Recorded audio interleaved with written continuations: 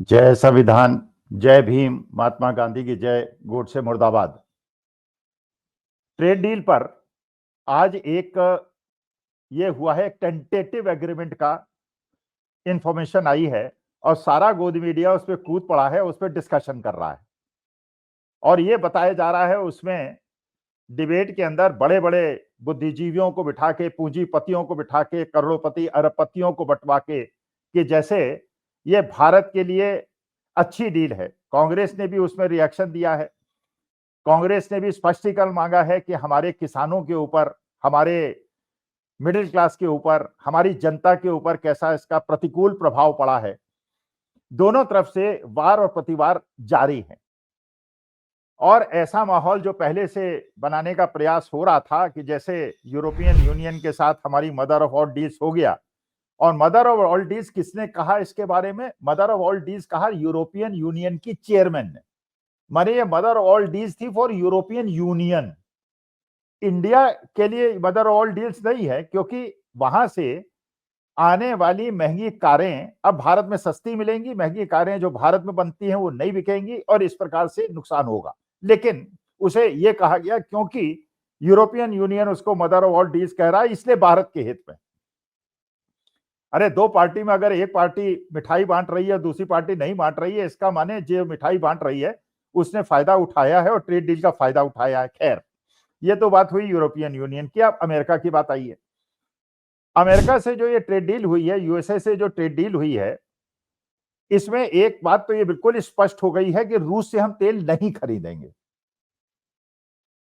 America से जो सामान मंगाएंगे उसमें हम 0% टैक्स चार्ज करेंगे और जो अमेरिका माल हम बेचेंगे उसमें कुछ चीजों को छोड़कर बाकी चीजों पर जो उसने 50% टैरिफ लगाया था उसको घटा के वो 25% करेगा।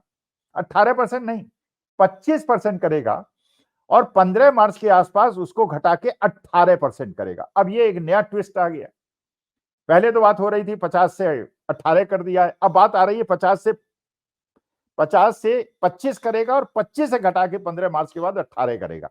ये नया कैच। इसका मतलब यह है अमेरिका ने एक ट्रम्प कार्ड अपने हाथ में रख लिया है और जिसको समझना आवश्यक है, क्योंकि अभी फाइनल प्रिंट्स आनी नहीं है, हर चीज में क्लियर हुई नहीं है किसमें क्या होगा, एग्रीकल्चर में क्या होगा। ये जरूर इसमें इंडिकेशन देने का प्रयास हुआ है कि एग्रीकल्चर को, हॉर्टिकल्चर को प्रोटेक्ट किया गया है या उसको एग्जेम्प्ट किया गया है या अमेरिका से इंपोर्ट को बाधित किया गया है, इसके बारे में कोई स्पष्टीकरण नहीं, जो मेरे ख्याल से 15 मार्च तक आएगा।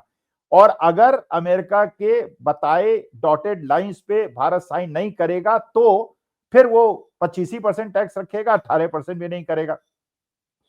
तो देखिए, मेरा एक निवेदन है, मेरा एक सत्ता पक्ष से भी निवेदन है, विपक्ष से भी निवेदन है, क्योंकि मैं ना तो कांग्रेस पार्टी का सदस्य हूं, ना भारतीय जनता पार्टी का सदस्य हूं, ना मुझे सत्ता पक्ष से कुछ लेना है, ना मुझे विपक्ष से कुछ लेना है। मैं तो एक निष्पक्ष विश्लेषक हूं। इसलिए मैं ये चाहता हूं भारत सरकार एक व्हाइट पेपर लेके आए, 15 मार्च के पहले ये व्हाइट पेपर लेके आए और इस व्हाइट पेपर में एक विस्तृत जानकारी हमको दे, टेबल्स बना के हमको जानकारी दे और उसमें हमको ये बताए कि एक तो ये कि जो अमेरिका से होने वाले इंपोर्टेड आइटम्स में जो हमने इंपोर्ट ड्यूटी 0% की है, उससे भारत को कितने रेवेन्यू का लॉस होगा। एक कॉलम वो हो जाएगा और उसमें ये देखना होगा, उसमें भी कॉलम्स कई बनाने पड़ेंगे कि जो हमने ये समझौता किया इसके पहले हम डिफरेंट आइटम्स में अमेरिका से आयात होने वाली चीजों पे कितना टैक्स लेते थे, कितनी उसमें क्वांटिटी खरीदते थे, अमेरिका से इंपोर्ट करते थे, कितना टैक्स था, कितना टैक्स हम कलेक्ट करते थे और उसके बाद ये टैक्स 0% हो जाने पे हमारा जब टैक्स 0 हो जाएगा तो हमें कितना रेवेन्यू लॉस होगा। तो एक चीज तो ये देखना आवश्यक है कि जो अमेरिका से इंपोर्ट होने वाली चीजें हैं जिसपे अब 0% टैक्स कर दिया है, उस पे हमारा रेवेन्यू लॉस कितना होगा।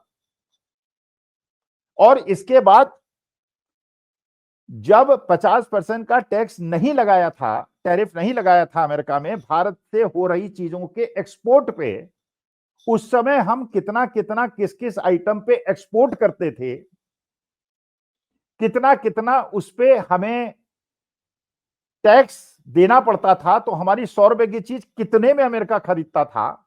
अगर मान लीजिए 103 में खरीदता था और टैरिफ 50% होने के बाद 150 में खरीदता था और 15 मार्च के पहले वो 125 में खरीदेगा, और अगर 18% हो गया तो 118 में खरीदेगा। तो 103 जब हम देते थे तो हमारे को कितना फायदा होता था, जब 125 होगा तो कितना नुकसान होगा, 118 पे कितना नुकसान होगा, 150 पे कितना नुकसान हो रहा था। इसका मतलब ये है, हमको ये पता होना चाहिए कि कंपैरिजन हमारा 50% होगा या हमारा कंपैरिजन उस टैक्स पे होगा जो 50% से लगने से पहले था। इसका माने अमेरिका 50% टैक्स लगा के भारत पे एक दबाव डालना चाहता था, और दबाव डालने में वो सफल हो गया। उसने बार्गेनिंग पावर अपनी हाई कर ली, प्रेशर डाला और कहा कि 50% है, कम करवाना है तो हमारा जो हम निर्यात कर रहे हैं उस पर 0% टैक्स कर दो। 0% टैक्स हमने कर दिया, वो माल अपना निर्बाध रूप से भेजेगा, जो ट्रेड डेफिसिट हमारा फायदे में था वो नेगेटिव हो जाएगा। अच्छा, फिर अब इसमें एक और एंगल जोड़िए आप।